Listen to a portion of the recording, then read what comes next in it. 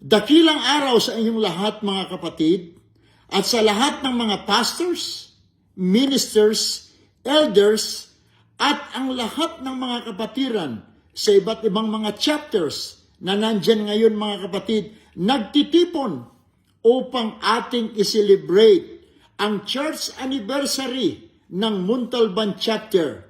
Kami po ay bumabati sa inyong happy anniversary.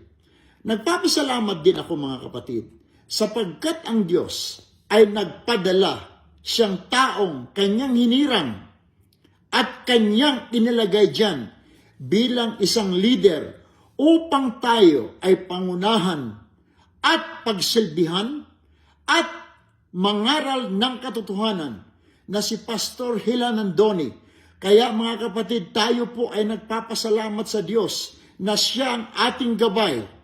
Diyan mga kapatiran ko sa Montalban, magpasalamat tayo sa Diyos na merong isang leader na siya ang nagtuturo ng katotohanan, siya ang nagtuturo ng kabanalan, at siya ang nag-i-infect ng pananampalataya, at siya ang nagbibigay ng pasalamat sa ating Panginoon upang tayo ay lalago dyan, hindi lang sa Montalban, kung hindi mga kapatid sa surrounding area din ninyo, dyan sa inyong lugar. Kaya ako'y nagpapasalamat ng marami. Ganon din sa kanyang may bahay, si Sister Elma Halandoni.